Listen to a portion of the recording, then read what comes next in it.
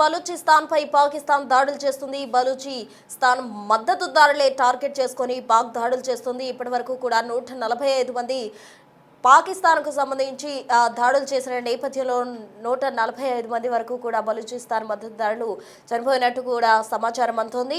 మొత్తంగా బాంబులతోటి బలూచ్ రాజధాని క్వెటా, మస్తుంగ్, అలాగే నుష్కి, దల్బండిన్, ఖరన్, పంజ్గోర్, తుంప్, గ్వాదర్, పాజ్నీ ప్రాంతాల్లో ఉద్రిక్తత నెలకొంది. తుపాకులు, బాంబులతో బలూచి సైన్యంపై పాకిస్తాన్ అయితే రెచ్చిపోతున్న పరిస్థితి నెలకొందనే చెప్పాలి. ప్రాణాలు ఇప్పటికే చాలా మంది కోల్పోయారు. మహిళలు, చిన్నపిల్లలు, భద్రతా సిబ్బంది కూడా ప్రాణాలు కోల్పోయిన సిచ్యువేషన్ నెలకొంది. గడిచిన దశాబ్దాల్లో ఇంతటి ప్రాణ నష్టం ఎప్పుడూ జరగలేదు, ఇదే తొలిసారి అంటూ కూడా చెప్తూ ఉన్నారు.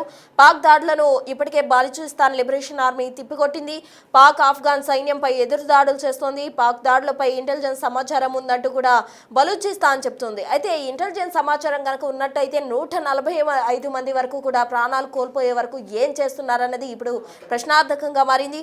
అయితే ఇప్పటికే పాకిస్తాన్ దాడులు తిప్పికొడుతూ ఉంది. బలూచిస్తాన్ అందుకు అనుగుణంగా ఎదురు దాడులకు కూడా సిద్ధమైంది. ఆఫ్ఘాన్ మద్దతుతో పాక్ ఇలాంటి హింసాత్మక చర్యలకు పాల్పడుతున్నట్టు బలూచిస్తాన్ సైన్యం అయితే ఆరోపిస్తుంది. 40 గంటలుగా కూడా ఈ అటాక్స్ కొనసాగుతూ ఉన్నాయి. ఇప్పటికే మహిళలు, చిన్నారులు, భద్రతా సిబ్బంది చాలా మంది కూడా ప్రాణాలు కోల్పోయారు. తాజా అప్డేట్స్ అందించేందుకు మా అసిస్టెంట్ ఎడిటర్ రామ్దాస్ సిద్ధంగా ఉన్నారు. వారిని అడిగి మరిన్ని వివరాలు తెలుసుకుందాం. రామ్దాస్, చెప్పండి. బలూచిస్తాన్ పై ఇప్పటికే పాకిస్తాన్ విరుచుకుపడుతున్న పరిస్థితి, అయితే ఆఫ్ఘన్ సహకారంతోనే విరుచుకుపడుతున్నట్టు కూడా అటు బలూచిస్తాన్ అయితే ఆరోపణలు గుప్పిస్తుంది. 40 గంటలుగా కూడా ఈ అటాక్స్ అనేవి కొనసాగుతూ ఉన్నాయి. ప్రజెంట్ అక్కడ తాజా సిచ్యువేషన్ ఏంటి? అసలు ఈ అటాక్ అనేది ఆగిపోయే అవకాశం ఉందా? ఎదురుదాడులకు కూడా అటు బలూచిస్తాన్ రెడీ అయిన పరిస్థితి. మరి పాక్ బలూచి మధ్య ఈ దాడులు ఎప్పటితో ఆగే అవకాశం ఉందంటారు? ఇప్పుడు పాకిస్తాన్ సైన్యం బలూచిస్తాన్ ప్రావిన్స్ మధ్య భీకర దాడులు ఇంకా కొనసాగుతూనే ఉన్నాయని చెప్పొచ్చు. ఎందుకంటే గత దశాబ్ద కాలంలో ఇంతటి భారీ దాడులు అయితే ఇది మళ్ళీ స్టార్ట్ అయ్యాయి.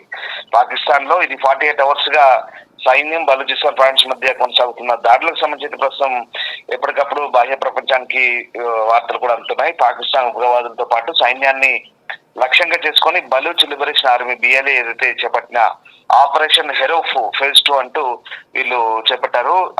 దాని దాటికి పాకిస్తాన్ భద్రతా దళాలు అయితే విలువలాడుతున్న పరిస్థితి.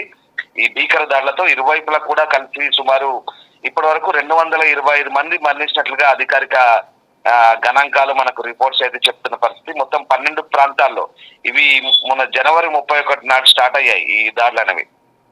జనవరి 31 నుంచి శనివారం ఉదయం ప్రారంభమైన దాడులు ఇప్పటికీ ఇంకా కొనసాగుతున్నాయి. ఇప్పటికీ ఈ ఆపరేషన్ హెరోఫ్ ఏదైతే ఉందో ఫేజ్ 2 లో భాగంగా వాస్తవానికి బిఎల్ఏ టార్గెట్ పెట్టుకుంది ఏంటంటే క్వెటా, గ్వాదర్, నోష్కి, మస్తుంగ్ సహా మొత్తం 12 జిల్లాల్లో ఏకకాలంలో ఈ దాడులు జరిగాయి. బిఎల్ఏ తిరుగుబాటుదారులు పక్కా ప్రణాళికలతో అధునాతన ఆయుధాలు, గ్రెనేడ్లు, ఆత్మాహుతి దళాలతో పాటు పోలీస్ స్టేషన్లు, హై సెక్యూరిటీ జైల్స్, సైనిక స్థావరాలపై మెరుపు దాడులు చేస్తున్నారు. ముఖ్యంగా మస్తుంగ్ లో జైలుపై దాడి చేసి 30 మంది ఖైదీలను విడిపించడం కూడా ఇప్పుడు సంచలనం రేపుతోంది. సో బలూచిస్తాన్ ముఖ్యమంత్రి సర్ఫరాజ్ బాగ్చి మిలిటరీ వర్గాల ప్రకారం ఈ ఆపరేషన్ 177 మంది తిరుగుబాటుదారులను కూడా పాకిస్తాన్ సైన్యం హతమార్చింది.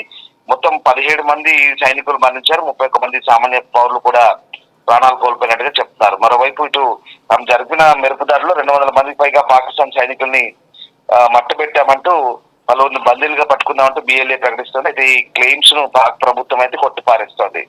సో మొత్తం ఈ సంక్షోభానికి అసలు కారణం ఏందని మనం ఒకసారి కనుక గమనిస్తే పాకిస్తాన్ కు నైరుతి ప్రాంతంలో సమీప ప్రాంతమైనటువంటి బలూచిస్తాన్, ఇది అతిపెద్ద ప్రావిన్స్, పాకిస్తాన్ లోనే అతిపెద్ద స్టేట్. ఇప్పుడు పాకిస్తాన్ లో పంజాబ్, సింధు, పెషావర్ ఎలా ఉంటుందో నైరుతి వైపు అంటే ఇరాన్ కు సరిహద్దును పంచుకొని ఉన్నటువంటి బలూచిస్తాన్ ప్రావిన్స్ చాలా పెద్దది, పాకిస్తాన్ లోనే అతిపెద్ద స్టేట్.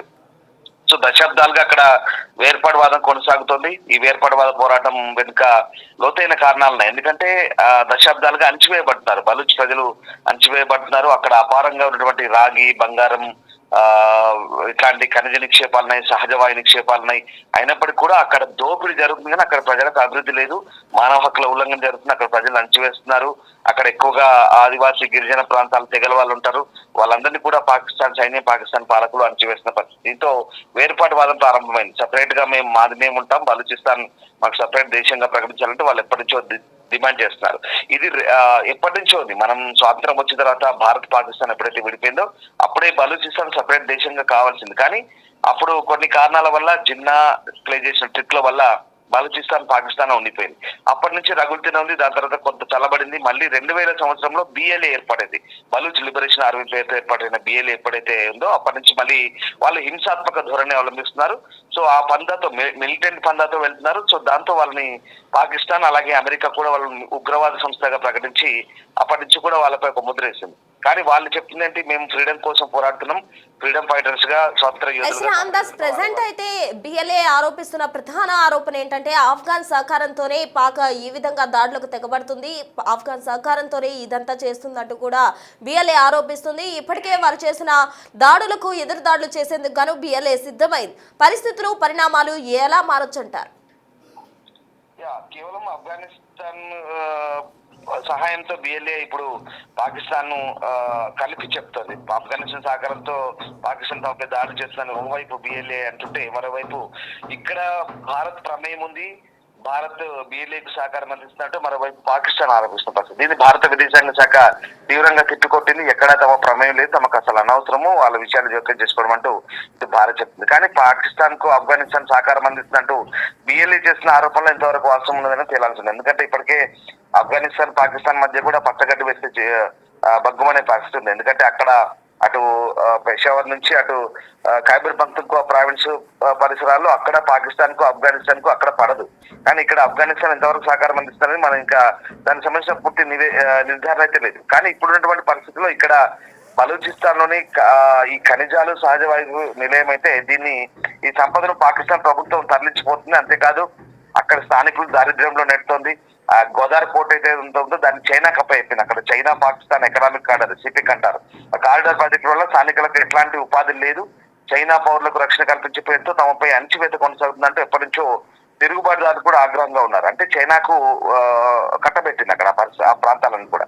అలాగే వేలాది మంది బలూచ్ యువకులు కిడ్నాప్లు అవడము, హత్యలకు గురి కావడం ఇదంతా సర్వసాధారణంగా మారింది. దీంతో బలూచ్ లిబరేషన్ ఆర్మీ వాళ్ళు ఎప్పటి నుంచి తిరుగుబాటు ఎంతెందుకు అక్కడి మహిళలు కూడా తుపాకులు చేతబట్టి అక్కడి గిరిజన మహిళలు యువకులు అంతా కూడా పాకిస్తాన్ ప్రభుత్వంపై ఎప్పుడు పాకిస్తాన్ సైన్యం వచ్చినా వాళ్ళని తరుముతారు. మనకు తెలిసింది 2025లో జాఫర్ ట్రైన్ హైజాక్ అయిన తర్వాత అక్కడి నుంచి స్టార్ట్ అయింది గొడవ. అక్కడి నుంచి ఇప్పటి వరకు దాదాపుగా 10ల సంఖ్యలో అటాక్లు అయ్యాయి. వాళ్ళు ముఖ్యంగా చాలా స్ట్రాటజీగా వెళ్తారు. ముందు హైవేలు స్వాధీనం చేసుకోవడం, తర్వాత సైనిక స్థావరాలను స్వాధీనం చేసుకోవడం, మౌలిక సదుపాయాలను చేసుకోవడం. ఈసారి మాత్రం ఇది చాలా పెద్ద ఫేజ్ 2 అని చెప్పేసి పెట్టుకున్నారు. ఇది 12 సిటీలపై క్వెట్టా రాజధానిగా చేసుకున్నటువంటి ఆ ప్రాంతం అంతా కూడా ముస్లిం క్వెట్టా ఈ ప్రాంతాలన్నీ కూడా 12 సిటీలపై ఏకకాలంలో దాడులు కొనసాగిస్తున్నారు. So at the same time Pakistan కూడా వీళ్ళపై దాడి చేస్తుంది. దీంతో ఈ మరణహోమం పెరిగిందని చెప్పొచ్చు. 225 మంది పైగా ఇప్పుడు మరణించిన పరిస్థితి. సో మొత్తం మీద ఈ దాడుల నేపథ్యంలో ప్రావిన్స్ అంతా కూడా మొబైల్ ఇంటర్నెట్ సేవలను నిలిపేశారు. హైవేలను పాకిస్తాన్ సైన్యం తమ ఆధీనంలో తీసుకుంది. ఈ దాడుల వెనుక భారత్ హస్తం ఉందంటూ పాకిస్తాన్ అంతర్గత వ్యవహారాల మంత్రి మోహసిన్ నఖ్వీ ఆరోపిస్తే ఈ ఆరోపణలు మన విదేశాంగ శాఖ తీవ్రంగా ఖండించింది. అంతర్గత వైఫల్యాలను కప్పిపుచ్చుకోవడానికి పాకిస్తాన్ ఇతరులపై నిందలు వేస్తుందంటూ భారత విదేశాంగ శాఖ చాలా క్లియర్ గా చెప్పిన పరిస్థితి. అంటే ఇప్పటికే ఓవైపు ఆర్థిక సంక్షోభంలో ఉండే పాకిస్తాన్ కు ఇప్పుడు బలూచ్ వేర్పాటువాదం వరుస దాడులు తీరని నష్టాన్ని కలిగిస్తున్నాయంటూ విశ్లేషకులు కూడా ప్రస్తుతం చెప్తున్న పరిస్థితి.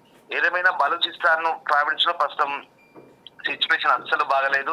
ఎందుకంటే అక్కడ వరుస దాడులతో ఒకసారిగా ఇటు పాకిస్తాన్ లో పరిస్థితులన్నీ కూడా ఇటు బలూచిస్తాన్, అటు ఆఫ్ఘనిస్తాన్, మరోవైపు ఇటు పాక్ ఆక్యుపైడ్ కాశ్మీర్ నుంచి ఇటు తీవ్రవాదులు అసలే ఆర్థిక పరిస్థితి బాగాలేదు. ప్రతి దేశం అటు సౌదీ, దుబాయ్, చైనా ఇతర దేశాలకు వెళ్తూ, తుర్కీ లాంటి దేశాలకు వెళ్తూ అక్కడ వాళ్ళు బిచ్చం ఎత్తుకుంటారు. పాకిస్తాన్ ఆర్థిక పరిస్థితి బాగాలేదు. తమకు ఆర్థికంగా సాయం అందించమంటూ ప్రధాని ఓవైపు, అసీం మునీర్ ఆర్మీ చీఫ్ ఓవైపు అక్కడ వెంపర్లాడుతున్నారు డబ్బు కోసం. ఇది పరిస్థితి. సో ఇప్పుడు పాకిస్తాన్ లోని అతిపెద్ద వనరులు సమృద్ధిగా ఉన్నటువంటి బలూచిస్తాన్ ప్రావిన్స్ అంటే వాళ్ళు ఇప్పటికే స్వంత దేశంగా ప్రకటించుకున్నారు. సొంత జెండా, సొంత లోగో, సొంత రాజ్యం మాదంటూ మమ్మల్ని గుర్తించాలంటూ ఇప్పటికే ఐక్యరాజ్య సమితి కూడా నివేదించుకున్న పరిస్థితి. బట్ ఇప్పుడు ఏమైందంటే ఫైనల్ గా పరిస్థితి చేదాటిపోతుంది, ముదిరిపోతుంది. ఏకంగా ఫేజ్ 2 లో భాగంగా హెరోస్ ఫైట్ అంటూ వాళ్ళు ఈ ఫేజ్ 2 లో భాగంగా ఏకంగా 12 నగరాలను టార్గెట్ చేసుకొని మెల్లమెల్లగా ముందుకెళ్తున్నారు. బట్ ఈ పోరాటం అయితే మ్యూచువల్ గా ఇటు అటు రెండు వైపుల నుంచి కూడా దాడులు జరుగుతున్నాయి. ఇంకా ఎలాంటి పరిస్థితి ఉంటుంది. ఇప్పుడు ఈ 48 అవర్స్ లో దాదాపు 250 మంది పైగా చనిపోయారని తెలుస్తుంది. ఇంకా అది అనధికారికంగా ఇంకెక్కువ సంఖ్యలోనే కోల్పోయినట్టుగా చెప్తున్నారు.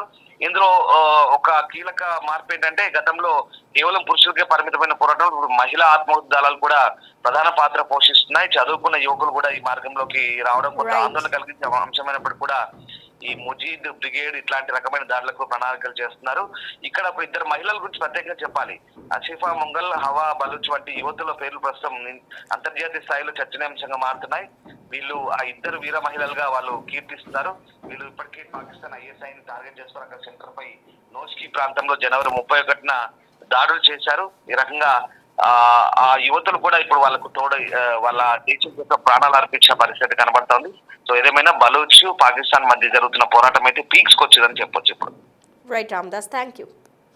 సో మొత్తంగా బలూచి లిబరేషన్ ఆర్మీ అయితే ఆఫ్ఘన్ సహకారంతోనే పాక్ ఇటు దాడులకు పాల్పడుతుందంటూ కూడా వాళ్ళు ఆరోపిస్తున్నారు. మొత్తంగా పాక్ దాడులు తిప్పికొట్టేందుకు బిఎల్ఏ అయితే అప్రమత్తంగా ఉంది. ఎదురు దాడులకు కూడా వాళ్ళు సిద్ధమవుతూ ఉన్నారు. ఇప్పటికే 48 గంటలుగా జరుగుతున్న దాడుల్లో 145 మంది వరకు కూడా అధికారికంగా చనిపోయినట్టు వెల్లడించారు. మరి అనధికారికంగా ఇంకా ఎంతమంది ఉన్నారు? ఈ దాడులు ఇంతటితో ఆగుతాయా లేకపోతే తదుపరి పరిణామాలు ఎలా ఉంటాయన్నది చూడాలి.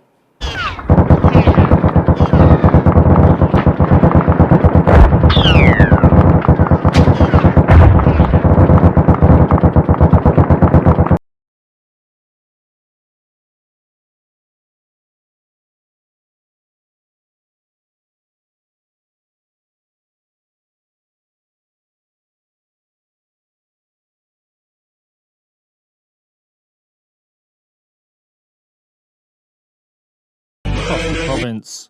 The group claimed to have killed 84 members of Pakistan's security forces